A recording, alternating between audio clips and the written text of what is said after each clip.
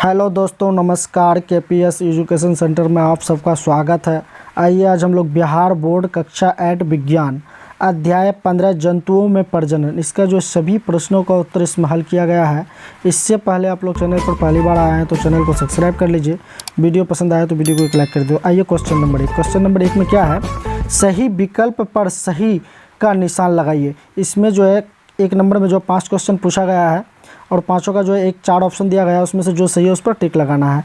तो कॉम है, जीवों में निरंतरता के लिए आवश्यकता है। क्या आवश्यकता है? पाचन, श्वसन, प्रजनन, संचरण। तो क्या आवश्यकता है? जीवों में निरंतरता के लिए क्या आवश्यकता है? प्रजनन की आवश्यकता है। तो ऑप्शन नंबर 3 करेक्ट आंसर है। अब आइए नेक्स्ट क्वेश्चन। ख में है, अलैंगिक प्रजनन में भाग लेते हैं 2 जीव, 3 जीव, कोई जीव नहीं, 1 जीव। तो इसमें कितने जीव भाग लेते हैं? तो 1 जीव। ऑप्शन नंबर 4 करेक्ट आंसर है। अब आइए क्वेश्चन नंबर ग में है, लैंगिक प्रजनन में भाग लेते हैं 2 नर जीव, 1 नर एवं मादा अथवा 1 उभयलिंगी, 2 मादा जीव, इनमें से कोई नहीं। तो इसका राइट आंसर है ऑप्शन नंबर 2, 1 नर एवं मादा अथवा 1 उभयलिंगी। तो ऑप्शन नंबर 2 करेक्ट आंसर है। अब आइए नेक्स्ट क्वेश्चन।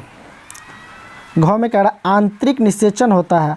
आंतरिक निषेचन होता है मादा शरीर के बाहर, नर शरीर के बाहर, मादा शरीर के अंदर, नर शरीर के अंदर।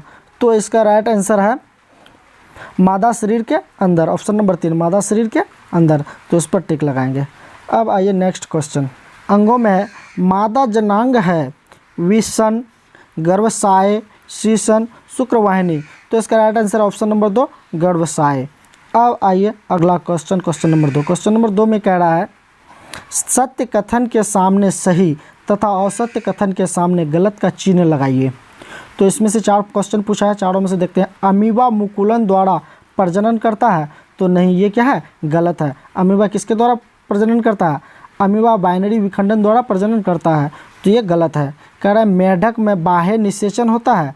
मेढक में जो है बाह्य निषेचन होता है। तो बिल्कुल होता है। तो ये क्या है? सही है। तीसरा में है, अलैंगिक प्रजनन की क्रिया में निषेचन होता है। तो क्या है? ये गलत है, निषेचन नहीं होता है। अब आइए इसका आगे 4 नंबर में है, कह रहा है शुक्राणु नर युग्म है। शुक्राणु जो है नर युग्म है। तो क्या है? ये सही है।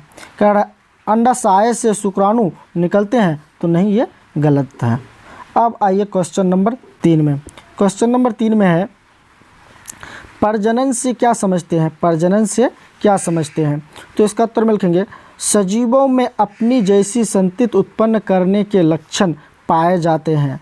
अपने वंश वृद्धि एवं जाति का निरंतरता बनाए रखने के लिए सभी जीव एक विशेष क्रिया करते हैं जिसे प्रजनन कहते हैं।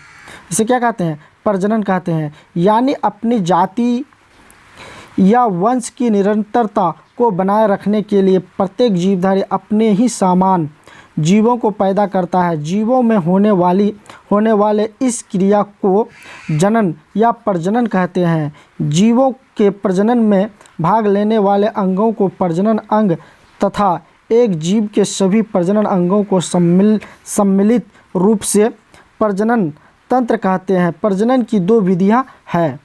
वो दोनों विधियां, एक अलैंगिक है, अलैंगिक प्रजनन, दूसरा लैंगिक प्रजनन। अब आइए क्वेश्चन नंबर 4। क्वेश्चन नंबर 4 में है, अलैंगिक प्रजनन तथा लैंगिक प्रजनन में विभेद समझाइए।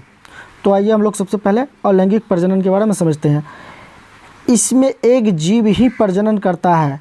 इसमें द्विखंडन, मुकुलन इत्यादि के द्वारा प्रजनन होता है। इसमें जनन अंगों की आवश्यकता नहीं होती है। किसमें? अलैंगिक प्रजनन में। अब आइए लैंगिक प्रजनन। लैंगिक प्रजनन में क्या होता है? एक मादा एवं एक नर जीव मिलकर प्रजनन करते हैं। यह निषेचन के द्वारा प्रजनन होता है। इसमें नर जनन अंग एवं मादा जनन अंगों की आवश्यकता होती है। अब आइए क्वेश्चन नंबर 5। क्वेश्चन नंबर 5 में है, आंतरिक निषेचन तथा बाह्य निषेचन में अंतर बताइए। आंतरिक निषेचन और बाह्य निषेचन में क्या अंतर बताना है। तो कि शुक्राणु और अंडाणु लैंगिक प्रजनन के द्वारा निषेचित होकर या संलिप्त होकर मादा गर्भाशय में रोपित हो जाता है। यानी निषेचन की क्रिया जब मादा शरीर के अंदर होती है तब निषेचन, आंतरिक निषेचन कहलाता है। उसके बाद देखिए, मछली, मेढक इत्यादि जलीय जीव जल में एक बार सैकड़ों अंडे देती हैं। ये अंडे जेली जैसी परत से बंधे रहती हैं। मादा जैसे ही अंडे देती है उसी समय नर मेढक शुक्राणुओं को जल में छिड़क देते हैं। शुक्राणु तैरते हुए अंडों से जा मिलते हैं। इस तरह अंडे निषेचित हो जाते हैं। जल में सभी अंडे निषेचित नहीं हो पाते हैं, यानी अंडाणु एवं शुक्राणु का निषेचन जब मादा के शरीर के अंदर नहीं होता है तो ऐसे निषेचन को बाह्य निषेचन कहते हैं। यहाँ पर मादा होगा, ठीक है, मादा। अब आइए क्वेश्चन नंबर 6। क्वेश्चन नंबर 6 में है, शिशु के लिंग निर्धारण का क्या अर्थ है?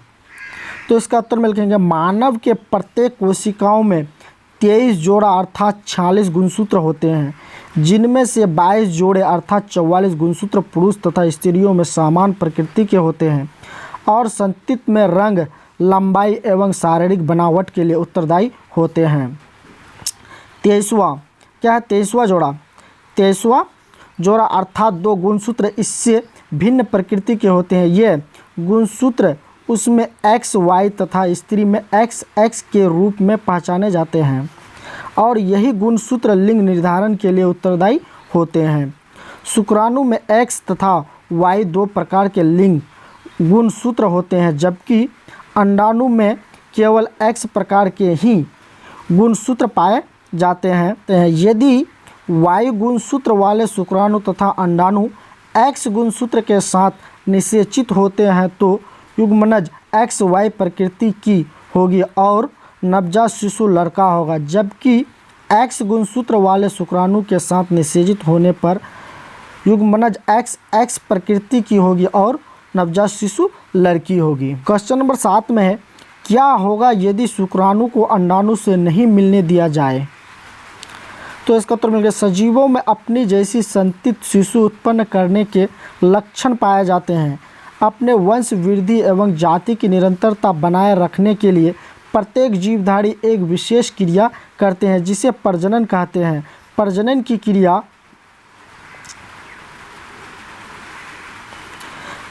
की क्रिया में अंडाणु तथा शुक्राणु आपस में निषेचित होकर शिशु को जन्म देता है। यदि शुक्राणु को अंडाणु से मिलने नहीं दिया जाए तो इस सजीव जगत में धीरे धीरे समाप्ति हो जाएगा, सभी जीव विलुप्त हो जाएगा, सृष्टि का नामो निशान मिट जाएगा।